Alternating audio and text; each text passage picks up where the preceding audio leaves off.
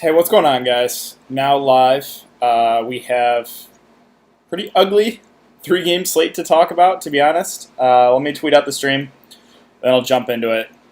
There is a lot of different ways you can go because we have two games that there's a good chance both games will blow out. And then one game we're waiting on news that changes everything. Russell Westbrook, if he plays, that's huge. So,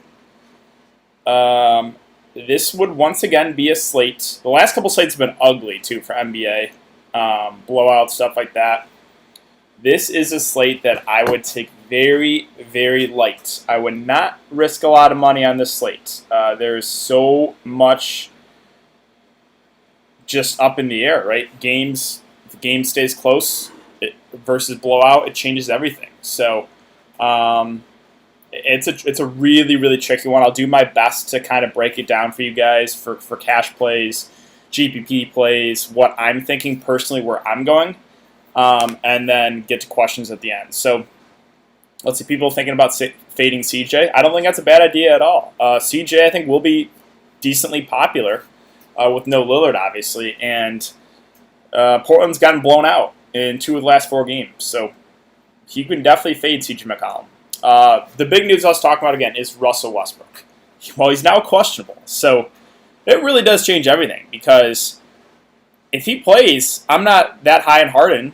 I think Harden's all right, but I don't know if I'm going out of my way to pay almost $12K for him. So if Westbrook plays and it's not going to be limited, I prefer Westbrook to Harden. It's just the price difference there, right? Almost $2,000. So yeah, I would rather have Russell Westbrook than James Harden if Westbrook plays and it's not going to be limited. And then if Russell Westbrook does play, it takes guys like Daniel House out of play. It takes a guy like Eric Gordon out of play. So it really does change a lot. Let's see. And then a lot of this stuff is for Thursday. Aaron Gordon, again, I expected him to be out. He's once again out.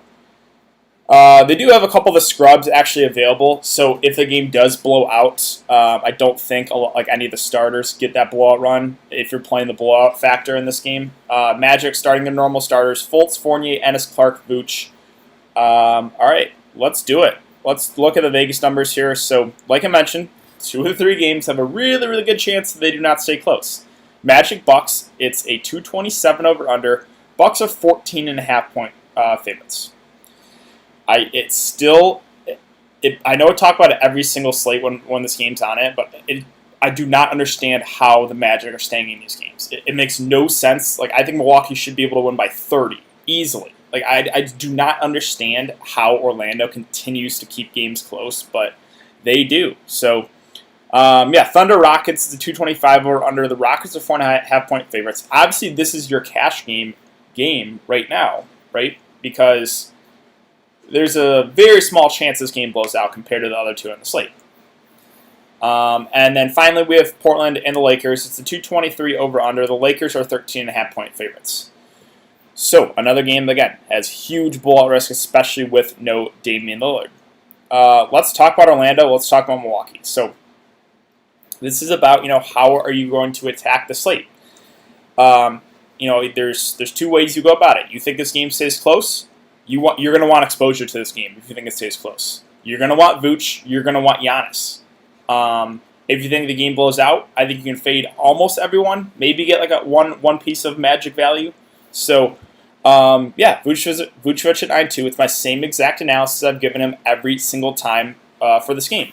If you think it stays close, I would say 90% of the time it's because of a big game from Vucevic for the Magic. So, and he has had 3 big games in the last 4. 62, 50, and 63 fantasy points is at 9.2K. So if you think the Magic can stay in it, it's most likely because of Vucevic. So I think if you're a guy that's playing Giannis, it really does make sense to play Vucevic with him.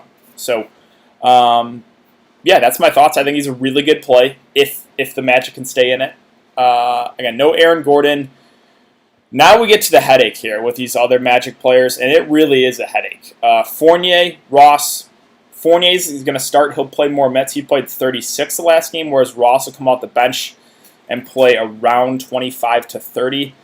I probably feel more comfortable with Fournier compared to Ross just because of the minutes. Both are scoring dependent. Both had kind of outlier games. You had 2 blocks and a steal for Fournier. You had 8 rebounds and 3 assists. A little bit more outlier performance from him. Normally, he's a guy that's going to score, and that's about it.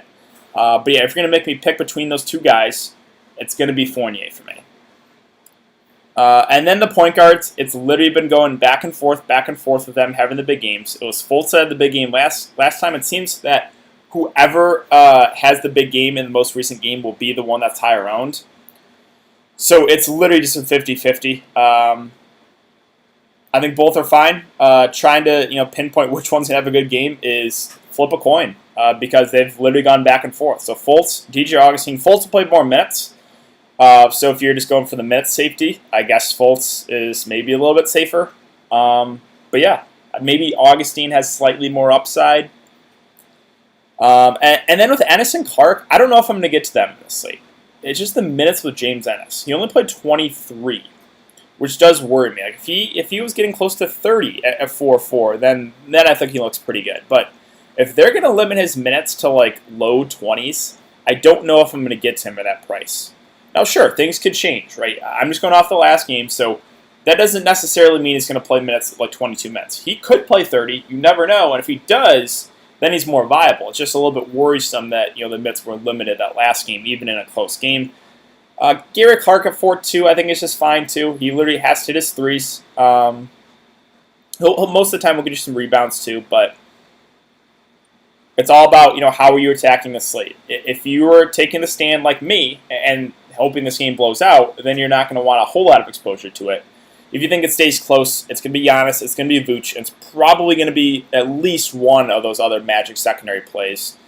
And the last guy I'll mention, this is if you're taking the blowout stand, is Kem Birch. It's a 1% owned dart throw, but he already is in the rotation. Like, he'll play 15 or so minutes normally. If the game blows out and Milwaukee just wipes the court with Orlando, it's going to be Birch that plays in the last, 8, 10 minutes or however much, when they pull the starters. So that's a super, super risky play. He did have 22 the other day.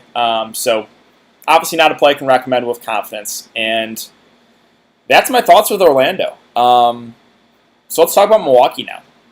Giannis at 11-3. Same exact analysis I had with Vucevic. If even the game stays close, Giannis looks really good. So play 35 minutes.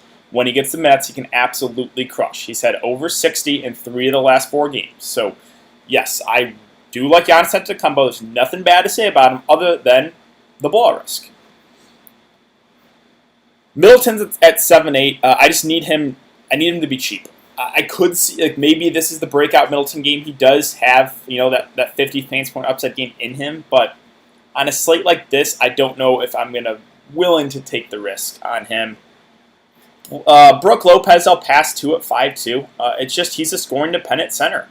He had 3 blocks and 2 steals and still only had 24 fantasy points. He literally has to knock down his threes. If he is not, the floor is pretty low on a center, which is weird to say. George Hill's at 3-9. I think he's fine. The minutes aren't as high. I'd feel more comfortable targeting him if the minutes were 28-ish. He's playing 20 or so. So yeah, if he gets 23, 24, obviously a little bit more viable than when he did it, when he only got 19 minutes. So not super excited about that. And then they just use so many bodies. Milwaukee does. They run 11 guys, and if the game blows out, more than 11 will play. So Connaughton's at 3-6. He might play in the blowout, maybe not. I don't want to even try to figure it out with Milwaukee. DiVincenzo, they use Wes Matthews, Kyle Korver, Marvin Williams, Ersan, Robin Lopez. It's absolutely gross. So I do not want to target the value on Milwaukee. And then Bledsoe, I guess I did skip over him. He's at 5-8. The worry right now with him is just the minutes. Even in close games, he's only playing 25 minutes. I need him to get to 30 for me to feel comfortable targeting him at 5-8. Now, he can still get you there in that time, for sure. He's a good point per minute guy, but yeah, that's kind of my thoughts there on Milwaukee. Let's see. Hill's out. Wait, did that just happen? Or did I miss that? You guys saying Hill's out?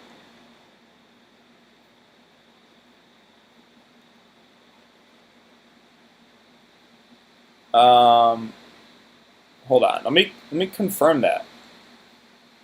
You guys are talking about George Hill, right?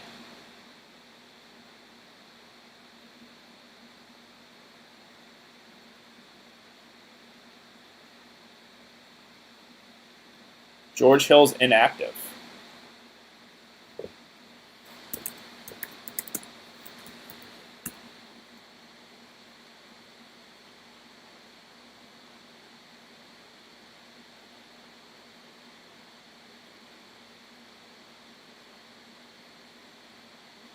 Okay. So it's not necessarily confirmed. One of the Magic reporters listed him as inactive. That's not like we cannot for sure confirm that yet. So I'm gonna keep an eye on Fantasy Labs. I trust Fantasy Labs. If Hill, because we saw that, I forget what it was.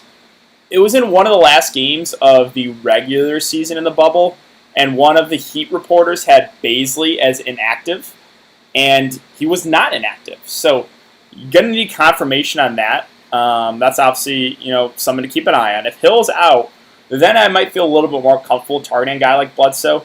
Yeah, it's just one of the Magic reporters though, so that I'm not confirming that yet. Once Fantasy Lab tweets it out, I will. They're not too slow. It's just a Magic reporter, so they're going to be 100% confident when they put something out like that. So yeah, if Hill's out, I feel a little bit more comfortable targeting Bledsoe, but still they have so many other guys who maybe feel slightly more comfortable targeting Pat Connaughton, but they just have like literally 20 guys they can use. So don't think it really will change too much. Yeah, if Hill misses 20, yeah, I mean it could. Bledsoe's minutes probably go up a little bit, so that's why I said he could be a little bit more viable. So got to keep an eye on that with under 20 minutes to go. Let's talk about OKC and Houston. We'll go back to George Hill at the end. I'll take a look at Fantasy Labs. So OKC, this game is the game that I want to target if you're playing cash games. I think you play.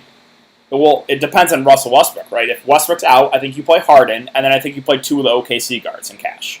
Because the other two games, how can you feel confident that they stay close, right? There's such a good chance both games blow out that I really think you just get a lot of exposure to this game for safety, because this is the only game I feel comfortable that stays close. All three guards look good for me to OKC. I think SGA is the guy. I think he's going to be the highest owned just because of the minutes. Right, he played 44 the last game, so he's basically playing the entire game.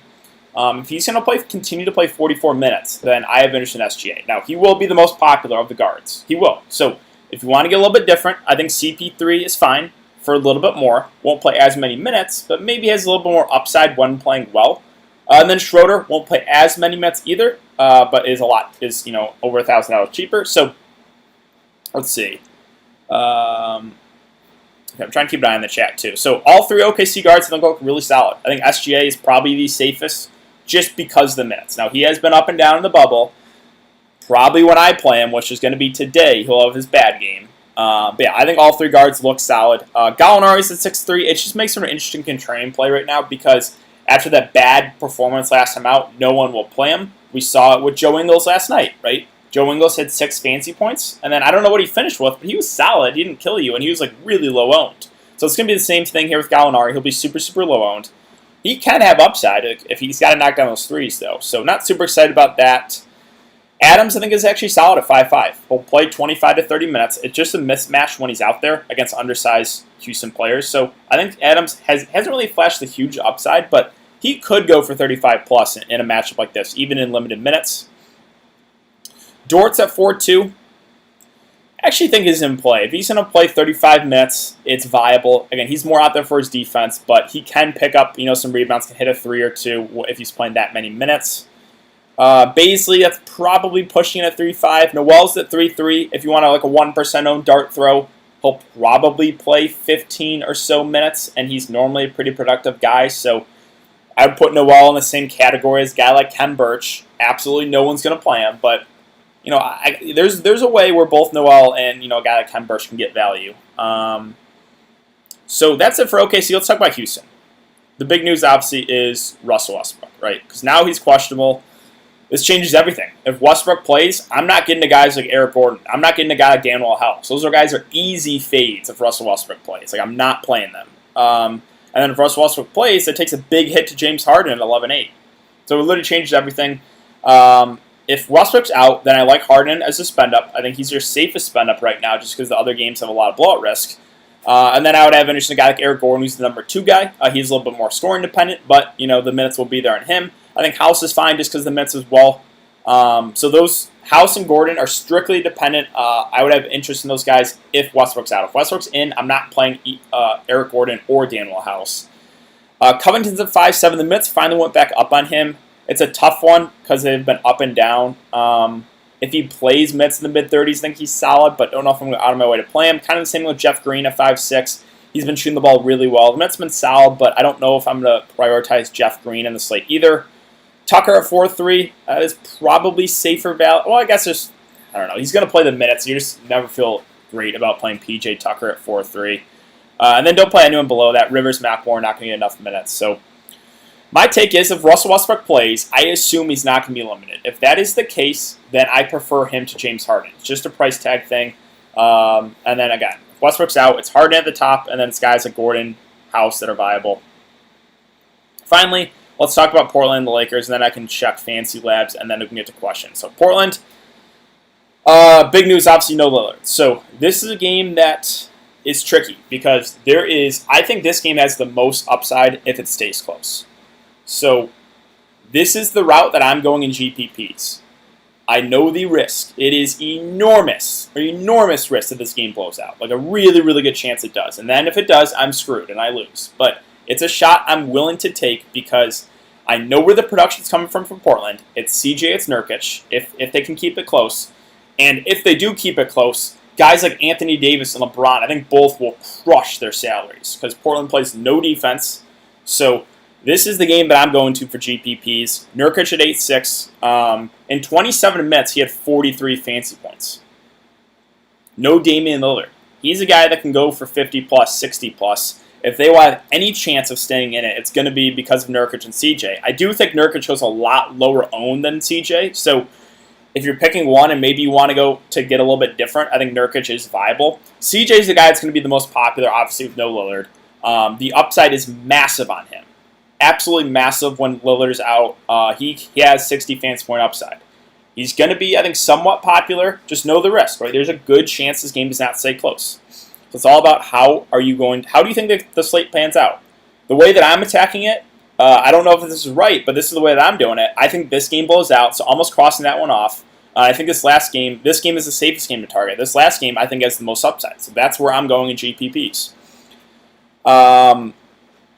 Yeah, so Nurkic, CJ, I like them both quite a bit, but just the risk. They're very, very risky. Like the same thing with Giannis, same thing with Vucevic. If the game stays close, both those guys probably crush. Whiteside's at 4'9". I don't know if I'm going to get to him, just because they started the second half with him on the bench. I think they might switch up the starting lineup. I don't know if they're going to use Nurkic and Whiteside together a lot in this game, which obviously worries me with Whiteside. So right now it'll be a pass. There are other plays here, though. Melo, I think, is solid. I think he'll garner some ownership. Don't know if his role changes a whole lot.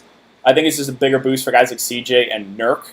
I don't know if they're going to feed Melo too much. I think he's fine if you landed him in the mid-range, but probably would try to prioritize CJ and Nurkic if you think it stays close. And then there's 3 value options that I think are in play. Gary Trent Jr. is at 4'8". Not a guy that I like playing at all because he's so scoring dependent, but I think he could start and play like 40 minutes in this one. So I have slight interest just for that reason. Same thing with Simons. I think he starts at 4K. Not a super, super high usage guy, but I think the minutes will be there on him. So Simons and Gary Trent Jr. are certainly viable punts. It's just, do you think Portland keeps it close? I think Simons is viable either way because in the blowout, he will play in the blowout too. So I actually think he's like a viable cheap option and not maybe someone that doesn't have like an enormous amount of risk because the game stays close. He'll most likely get good minutes. If the game blows out, he'll play in the blowout too. So, and then finally Hezonius. He's at 3.5. I think there's an outside chance they might start him. Maybe. I personally think their starting lineup will probably be Simons, CJ McCollum, Gary Trent Jr., Melo, and Nurkic. I don't think Whiteside starts. That's my best guess. Who knows? Maybe they insert Mario Hezonja into the starting lineup. He's a solid point per minute guy, so he could be viable. I don't think a lot of people consider him. Obviously, he's a little bit more risky. But I think he will play some decent minutes tonight, and he would be a guy like Simons that would get extended in the blowout. So if you're playing the blowout factor, which is, again, certainly viable on a game like this, then maybe you look to guys like Simons and Hezonja for value, because those two, they played in the blowout, and they were really solid in the blowout. In 19 minutes, Hezonja went for 24 fantasy points, and then Simons went for 18 in 25 minutes, and they closed the game. It was like Simons, Hezonja, Gabriel, Adams, and Gary Trent Jr., I think. So, finally, Lakers. I mean, the upside is absolutely massive on LeBron and AD, but the risk is enormous. There's a really good chance this game does not stay close. Look at that last game. In 18 minutes, Anthony Davis almost had 40 fantasy points. LeBron James, in 28 minutes, had almost 60 fantasy points. Imagine if Portland can somehow keep this game close. LeBron, AD, or both could definitely hit like 70 fantasy points. So I think the upside is absolutely massive on both of them, but the risk is enormous. LeBron probably garners more ownership just because AD got injured the last game, but I think both are almost identical plays to me. Can you play both Lakers together? I think it is viable. I think it is. You can play LeBron and AD together. If I was going to do that, I would probably run it back with either CJ or Nurkic because, like I said with Vucevic and Giannis, the only way Portland keeps it close is because of CJ McCollum and Yusuf Nurkic. Kuzma's is a fade at 5-3, and the reason being the minutes, and also he's not. If the game blows out, he won't play like at the end. Like they'll sub in Waiters, J.R. Smith, Quinn Cook, Dwight Howard. Like Kuzma's not like he'll play a little bit, but then at the with 8 minutes to go, I think he got pulled. So even if you're playing the blowout factor, I just can't get to Kuzma.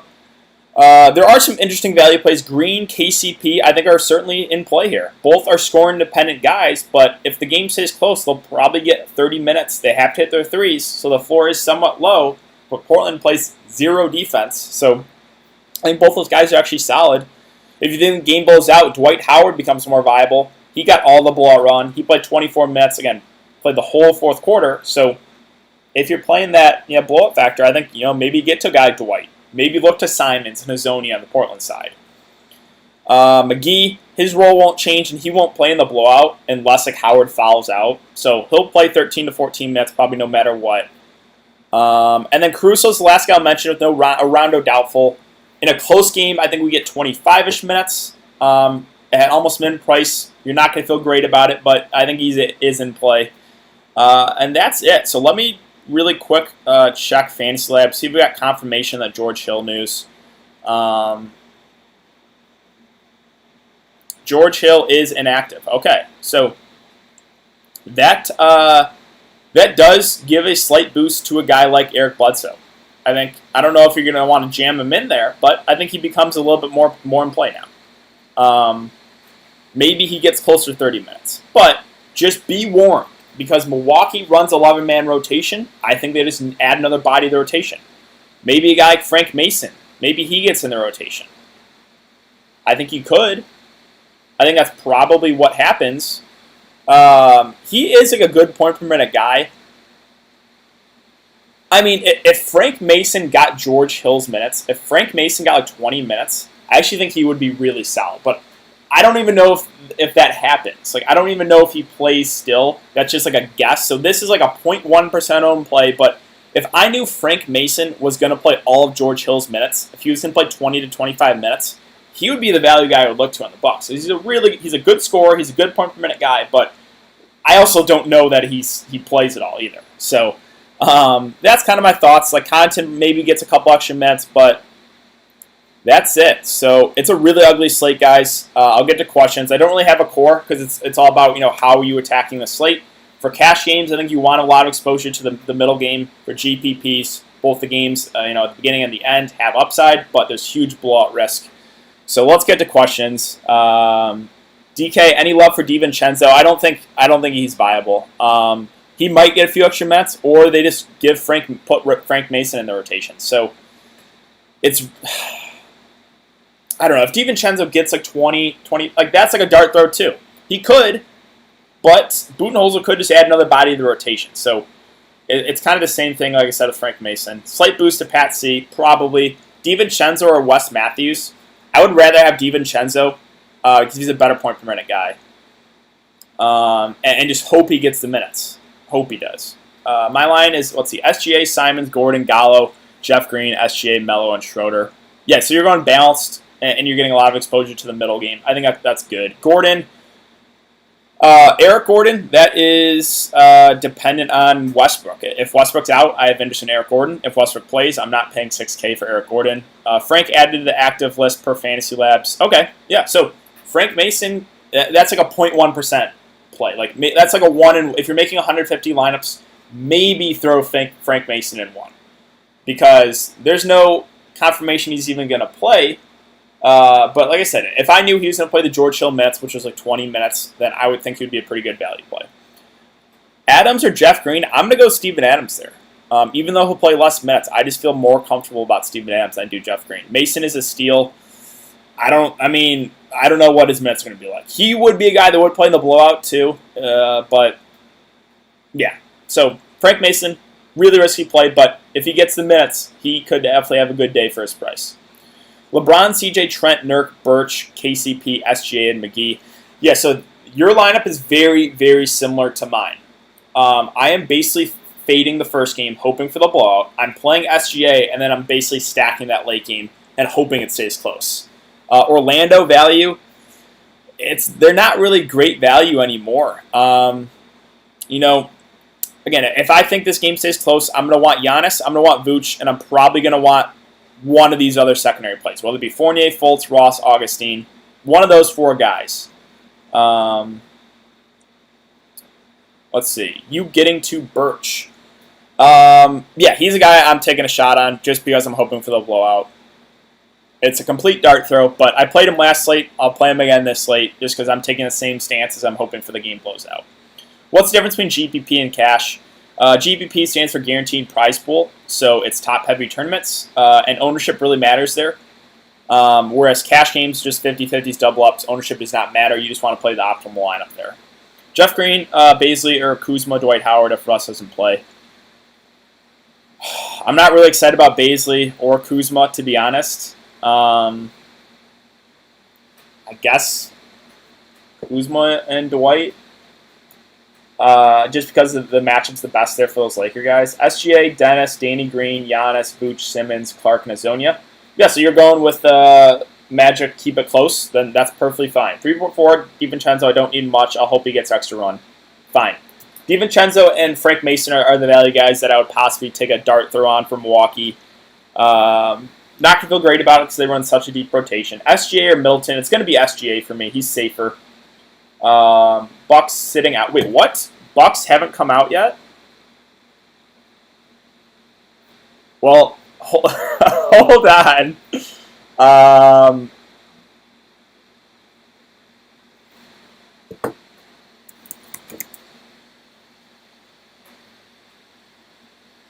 Milwaukee Bucks still haven't come out. About a boycott. Well, now I gotta get. I don't know, man. What in the world? Okay, well, plug in everyone in the later games. I just took Kem Birch out of my lineup. I don't know. Yep, exactly. Pivot from Birch to Marquis. Exactly. I mean, your guess is as good as mine is what happens.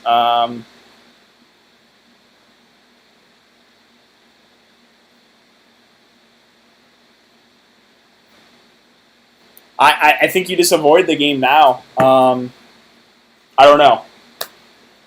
I'm at a loss for words. Don't really know what to say. I just took everyone out. The only guy I had was Birch. I just took him out because I don't want to play a guy that gets 0.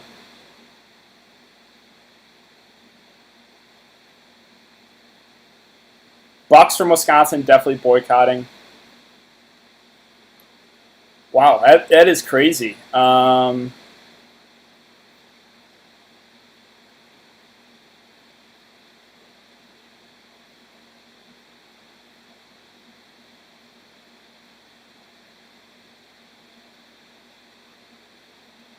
Yeah, so let me get into ownership. I couldn't get DiVincenzo out in time. I don't even know. I literally am at a loss of words. How does this look, DK? CJ Simons, LeBron, Melo, Adam Schroeder, Brown Jr., Tucker. Wait, Brown Jr. Am I losing it? Brown. Oh, you're talking about Gary Trent Jr.? Yeah, that's fine. Let's see. It's too late. Let's try to get some ownership. I'm curious to see what it is on this game. Fournier, 13%. Ross, 22%. Middleton, 6%. Brook Lopez, 13%.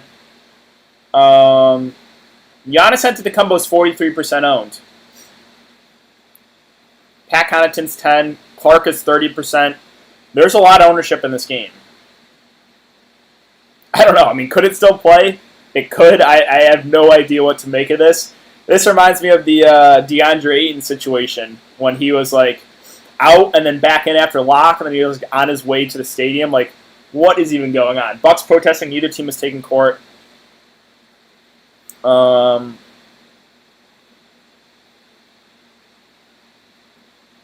didn't have time to switch. Yeah, I don't know what to. I have no idea what to make of this, but what I do know is there's a lot of ownership in this game. So if you got everyone out, then in this game they don't play it, then you're sitting pretty. Come on, I had half my lineup with Giannis. Yeah, they would refund if all the teams boycott, they would refund the slate. If one game plays and the other two boycott, I think they still pay out. So obviously you'd want the game stack there. Well, George Hill is 4% owned. He was listed inactive like 15 or so, 20 minutes before lock.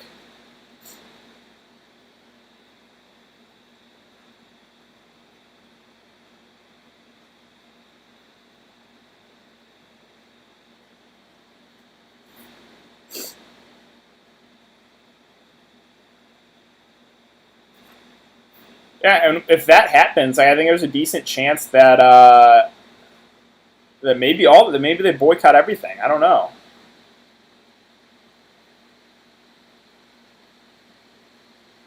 The Orlando Magic have left the court.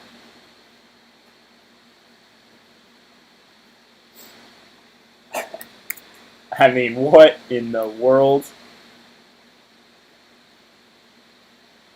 I can't wait to see the comments on this.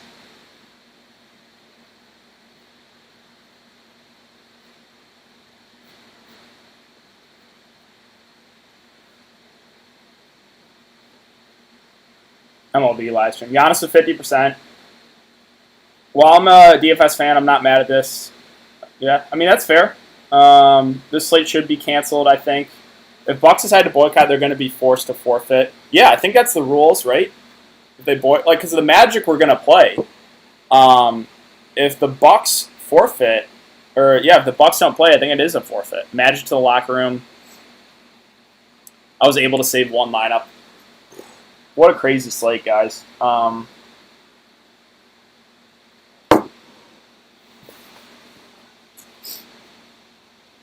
I'm almost positive they're boycotting because of what happened in Wisconsin the other day.